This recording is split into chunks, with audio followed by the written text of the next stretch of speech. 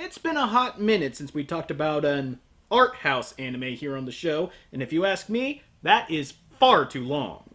Sure, it's nice to sit back and riff on an easy target, and it's always good to gush about shows and films you love, and who doesn't love verbally ripping a turd ball a new one? But that can't be all there is. Sometimes you sit down and watch something for 90 minutes, and your only response afterward is, well, that happened.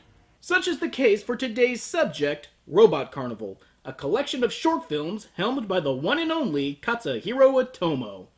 Seriously, did this guy only make anthology films? Neo Tokyo, Memories, Short Piece, the guy just seems to love to get his buddies together to make some shorts, doesn't he? Other guys gather the dudes to play poker, meanwhile Otomo makes them draw the same robots 70 times over until their eyeballs explode. In fact, while Robot Carnival is Otomo's first feature work, it's not by much. This was released in Japan in July of 1987, and his next film, Neo Tokyo, was released in September of 1987, and Akira was released in 1988. The guy was like the Jude Law of anime for like 2 years. Just like Jude Law. But unlike Memories, where disparate directors were basically told to adapt from Otomo's own stories, each director on Robot Carnival was given free rein to do whatever the hell they feel like, as long as it ties somehow to robots. Only in the late 80s could something like this be made. 9 artists made into first-time directors are given millions of yen with no clear goal other than to animate stories about robots. This is a period that I like to call the fuck it period, where any yahoo with a semi-popular manga could get an anime pressed and released on the store shelves within weeks because, fuck it, it's not like that price bubble's gonna pop anytime soon. Now, this isn't to say that Robot Carnival was a money pit or anything like that. I actually kind of pine for the days when studios could be as cavalier with their funds as they were. But with that said, there's no way anyone would pony up the cash to make Robot Carnival today. Even with Otomo's name attached to it, the notion of asking a group of Japanese investors for millions in capital to animate this?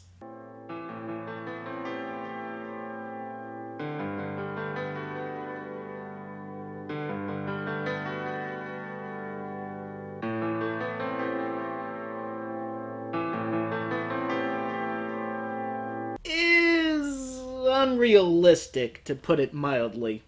Fortunately, Japan was swimming in coke and horror money back in the 80s, and now today we finally got it on a proper DVD nearly 30 years after the fact. Up till now, the only way to see Robot Carnival in English was to find an old VHS tape or hop into a time machine and catch it during Sci-Fi's Anime Block. So with all this fanfare and hoopla over Otomo's directorial debut, the question still remains. Is it any good? Well, the answer is the same as a Facebook relationship status of any given just-turned 20-something. It's complicated. We begin the proceedings with a small child discovering to his utter shock and horror that the movie is beginning.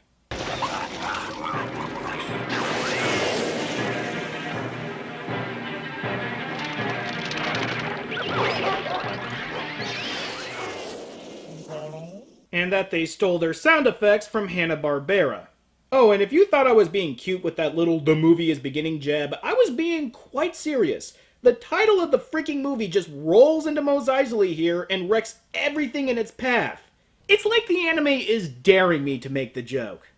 Well, movie, I'm too smart for that. I'm not gonna take your bait, and instead, hey, wait, where are you going? Take your lumps like a man, goddammit! Hey! Hey! That's it? That's the entire short film? The title just rolls in and blows up a bunch of people in the desert and leaves in like 5 minutes. Oh. Well, at least the next short film looks promising, and hey, it's directed by Koji Morimoto, the man behind Magnetic Rose. Also, the music reminds me of Chrono Trigger.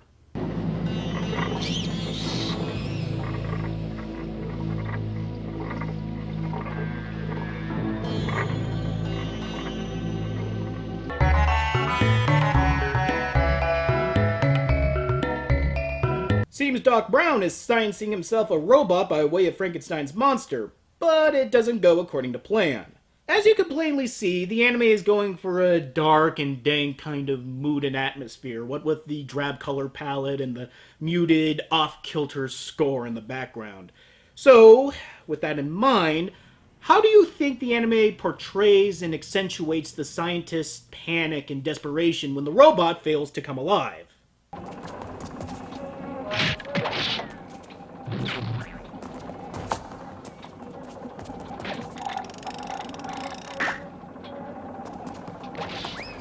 By using those god-awful cartoony sound effects again!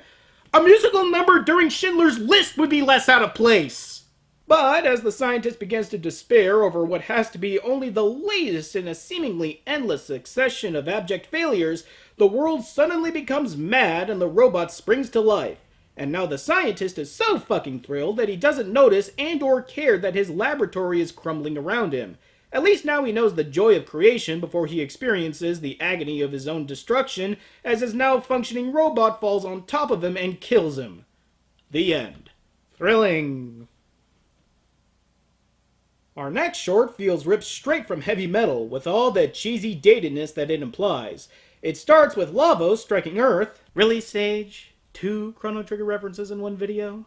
And robots are wreaking 12 kinds of shit. They find a woman and beat up her robot boyfriend before stealing her away, and only her. One must wonder if the entire point of this hostile invasion was to secure this one woman to do, science with. But that's okay, folks, because her robot boyfriend is sporting a new human chassis, for some reason, and he's a bad enough dude to rescue his girlfriend.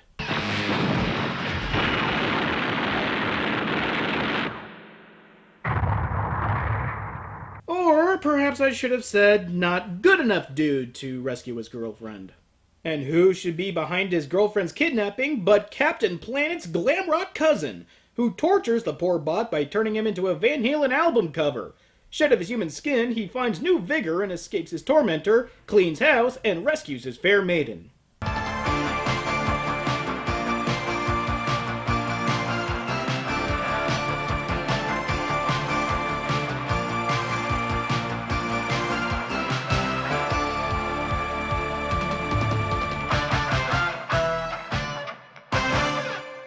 Okay, yeah, that was cheesy and glorious and everything, but I gotta be that guy and ask this. Did that girl build that robot specifically to be her husbando? Is this like a Tasha Yar Data situation? You are fully functional, aren't you? Of course, but How fully? in every way, of course. How the fuck did TNG last its first season? And the reason why I find myself openly wondering about hard, nasty robo-sex is mainly because there isn't a lot to think about in Robot Carnival. All of the shorts so far have been pretty upfront and literal with what they're trying to do. In fact, up till now, there hasn't been a single line of legible dialogue spoken, and it takes the anime until the 20-minute mark to actually have spoken word. Stop! Wait! Stop this nonsense at once, you little ruffians! At once, do you hear? How dare you treat me with Heard what the man said! I sure did. So I guess we better do as he says, right? treated with the respect they deserve. What's going on here? Just one last kick. Oh, someone call the police! I'm sure there are people out there who are asking this, so I'm gonna go ahead and answer you all. No, I don't get it either. My guess is that this was supposed to be a jokey little scene that just didn't hit because, as it is, it's just weird and completely out of place, which is some kind of an accomplishment considering it's an anthology movie. The only way to tell that this scene is linked at all to one of the actual shorts is right there. See that? See those, 25 frames of animation where you can barely make out that old robot man's head? Oh shit, I've been missing the story. What's happening again? Ever since my wife got a promotion, she's always on the go. She's what you might call a true career woman. They accuse her of being unladylike, but that's only because she's so self-assured. Men aren't used to that. I suppose it makes them insecure. Well, just because my consciousness about women is being raised higher than theirs doesn't mean I haven't got a mind of my own. Oh yeah, your consciousness has certainly been raised to the unparalleled heights of maybe we shouldn't treat women like crap. You putz. Am I right in thinking that this character is the first recorded case of a neckbeard feminist? I thought I'd sooner see a black Klansman, but here we are. I mean, seriously, this guy is one euphoric fedora tip from launching his own subreddit. In fact, this man is so comfortable with his wife pursuing her own career goals that he's been secretly building his own manic pixie dream girl in a shack outside town.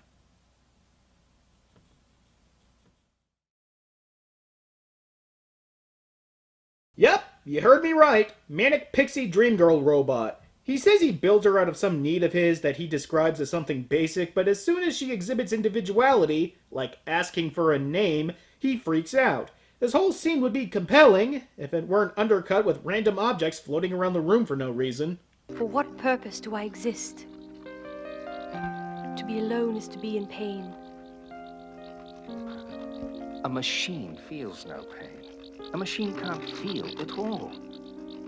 You'll never know the sensual pleasure of a fine meal, or possess a real identity of your own. You can't ask me to take your existentialist dialogue seriously when you have a toy demon farting around the room. Oh, come on, that's what it's doing! Also, this short was directed by Yasuomi Umetsu, the same man who directed and wrote Kite and Mezzo Forte. And you thought the jump from Kite to Mezzo Forte was tonal whiplash. I'm half convinced that there must have been 2 different Yasuomi Umetsus. Anyway, the fact that she's exhibiting a mind of her own freaks the neckbeard out and winds up dismantling her. We flash forward years later when he's an old man, and in a startlingly effective turn, he vividly hallucinates that the gynoid is in front of him, and breaks apart in front of his very own eyes. It's a very visceral scene, as even when you logically know that it's just wires and sparks, you can't help but liken it to actual gore. Stirred by this sudden vision, he revisits his secret workshop to confirm what he already knew, that she's still lying there, unmoved, for decades. This sequence is gorgeously realized, and in my mind provides the only real emotional connection with the audience for the entire film. Unfortunately, that's not the end. No, we flash forward to when he's an even older man, and he's visited again by the visage of the gynoid. But this time, she leads him into the sunset, and they both disappear, leaving the old man's wife awestruck and with an abduction complex. You couldn't leave well enough alone, you had to have a happy-ish ending, and worst of all, this just completely undermines the theme of the story. I think. There's a lot of ideas at play here, but the one that seems to be at its core is the notion of objectification. From the way the kids treated the robot by kicking off his head, to the shots of junked-up robots clogging rivers and littering bins, one gets the sense that automatons are just seen as objects. And this notion is further exemplified by the man's actions with his manic pixie dream girl. That it's only after it's too late does he realize the humanity that was within her and regrets his actions is tragic, but emotionally resonant. And you just threw that all out the window with this cockamamie bullshit. It doesn't even make sense. He just disappears with her? Really? Like, did he get raptured up to Robo-Heaven? What the fuck happened? Very few things in this world are more frustrating than when a good idea is ruined by a bad ending. Moving on to the next short.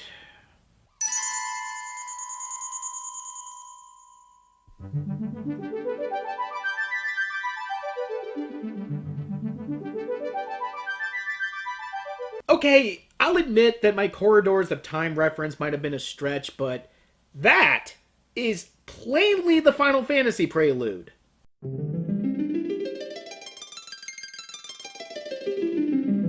Although this came out a couple months before Final Fantasy 1, fuck it, I blame time travel. Normally, I'd be invested in this silent tale of a group of girls having fun at an amusement park, but I know for a fact that this place is not long for this world, considering fucking Tetsuo is here! Or Tetsuo's ginger cousin who shops at the Gap. Anyway, the girls seem to be having a good time until one of them realizes that her boyfriend has been two-timing her with her best friend, but she finds solace in a robot, Carney, I suppose, who takes her on a flying adventure, but then a giant robot attacks them for no reason, and the robot reveals himself to be a real boy and defeats it, thus winning her love. The end. Well, that certainly happened. What the fuck was that? The story is dead simple, sure, and there doesn't seem to be anything deeper to really examine, but I'm just left confused over why they went through the trouble of animating this. I've read that this was inspired by a-ha's Take On Me video, and I guess as a music video it justifies itself, but not for a 10-minute short film. Even Take On Me established the evil race car drivers that beat up the hunk with a pipe wrench. They didn't just throw them into the music video for no reason. Next. Oh, this one. Yeah, this is the short I alluded to back at the beginning, and to be fair, the short is more interesting than I let on, at least in an abstract sense. Seeing this little robot walk through the history of the world as he slowly grows more and more weary is hypnotizing to say the least. But, to be unfair, it does open itself up for some easy jokes.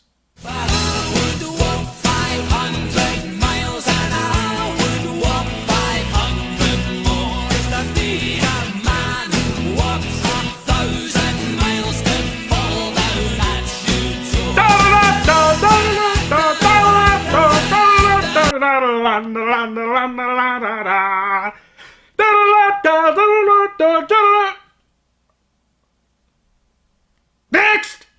Our next short could have been the best of the lot, if only because it tells a complete story that never loses its focus. It centers around two steam-powered wooden robots duking it out. Seems that one of them is being piloted by a Western invader, which means he speaks English. Notice how I said this could have been the best. In the original Japanese dub, they just hired an actor to phonetically speak English, and while that does seem feasible, it's rough hearing it as a native speaker. So the barely there streamlined dub picks up the slack. But that begs the question, if there's supposed to be a language barrier between the characters, how do you portray that when all the characters are speaking the same language? I pray that your souls may rest with God, but time's up, I'm afraid. What a predicament! What's he saying, Tuki? Look, foreign language is hard enough to translate, but English to a megaphone is impossible. Hold on! What do you think you're doing? What's wrong? All you've done so far is destroy half the buildings in that neighborhood. Oh, is that so? Listen, pig You slop. egotistical glory hound! Excuse me! I'm busy now. Ha! Would you listen Huh? to Mr. Eagle? You wouldn't know I've you. just about enough of this. So have I, buddy. If I play any more of this, I'm going to be picketed by the Anti-Defamation League. Next! Our last short is certainly an evocative one, as it takes place in what seems like modern day, read late 80s Japan. But the piece is soon broken by a Crow-T robot lookalike that begins wreaking havoc, leaving only one hapless survivor to try and outrun the carnage. It doesn't take long before images of Fantasia and Night on Bald Mountain to pop in your head. Hell, you don't even need to hear the music to know that this gigantic red robot might as well be Chernabog. Well, Chernabog by way of Akira wire tentacles. It's a very dynamically drawn and directed short, with very few, if any, story hang-ups. Mostly because it doesn't even bother with a story. It even follows the same beats as Night on Bald Mountain, as the hapless man barely dodges all the demonic robots until the dawn comes and banishes them all away. But while Bald Mountain ended on an optimistic note, this ends on a note of sarcasm and near death. But if I had to choose the best short of the 9, this would be it. It only had one idea, but at least it was a very good one, and they followed up on it all throughout the running time. Too bad that was the last short. Yes, the Carnival finally shuts down, having reached its peak before tumbling over itself and collapsing to the applause of no one. How visually apt. Look, I know that these were all very well animated shorts, and I am certainly not going to deny them the creativity that they all display, but there's just nothing emotional to grab onto. It's a film that happens. It plays along, occasionally involving the audience as it does, but rarely for long. Really, that book-ended beginning and end is way more of a metaphor for the film than even the directors probably intended. What better way to visualize the experience of watching Robot Carnival than literally having it steamroll along for no one else's viewing pleasure on autopilot? There's a certain nobility to art that was made for no one's involvement, but it can't be expected to hold anyone's attention for long. At the end of the day, it's very admirable, but nothing more emotionally resonant than that. Well, with the year still fresh and new in our minds, it's high time I make amends with someone who I did wrong to. Till next time.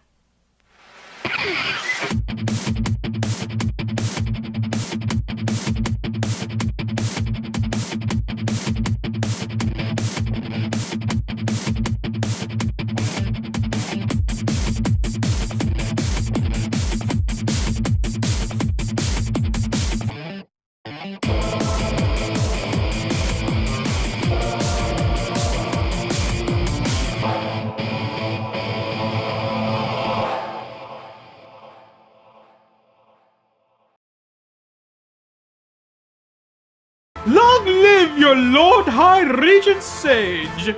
Long live Benetopia!